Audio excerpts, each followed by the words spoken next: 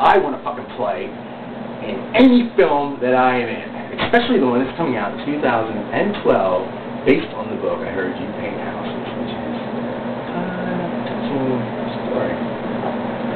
Anyway, my name is Michael, and I'd like to tell you why I am going to be the best host you can possibly find for your new sales reality show.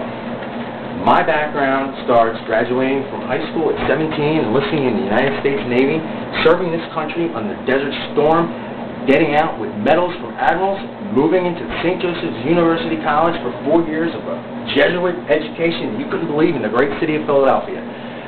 From that point forward, here comes life.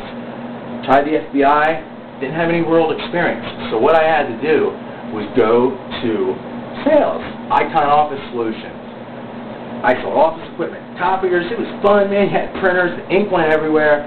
Suddenly, I was like, wow, you're not doing anything but you're making money, so there's got to be something else. I moved up, American Business Financial gave me mortgage control, people's loans. I helped people. I honestly can tell you, I had nothing to do with what went on in this country, recent current affairs. I know what happened, and I can address that later, but the bottom line is I moved into PaineWebber at that point. That ladder of sales went higher, and I don't know, some clouds were in my way eventually. Once I got there, the NASDAQ itself, up on Wall Street, actually it was One Liberty Plaza, caught winds. Excuse me, there was a wire in my way. But that won't happen again, and I'm positive about that. So, where was I? The NASDAQ in New York City caught winds. I was doing pretty good. I got numbers, PaineWebber. There never was a time they had to worry about when I had my quotas met. My managers left me alone. 110, 120% of quota, that was the constant. Didn't matter. It happened.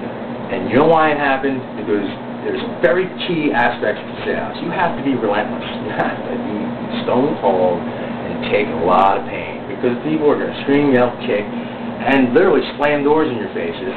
You're going to hear 20 to 30 hell no's, and you're going to every just one yes. And the key to making it a lower ratio is this. Number one, you have to have the knowledge and experience, which I have. I've just proved it to you. You have my resume. It's all verifiable. It's all verifiable. Excuse me. You have to listen, which is what I actually was just doing. Most of the time, you don't hear anything out of a salesman's mouth if they know what they're doing. Because of the fact, how are you going to sell something to someone when you don't really know if they want or need it?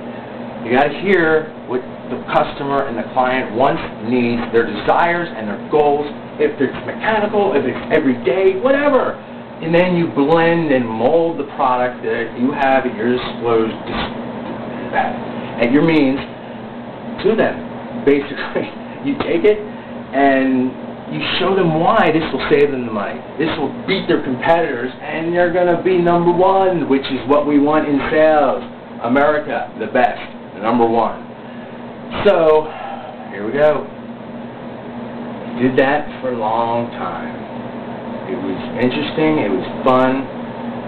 I felt like I walked into offices of financial companies and I need this book there, this book then, and it went up the chain, and James CEO knew John Senator. That was out of my control, my friend. I wasn't in the SEC.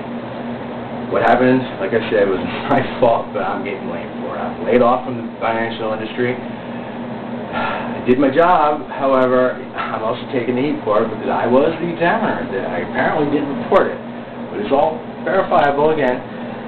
So, I made my way to Hollywood, and I can guarantee you there are many factors why I should be the salesman.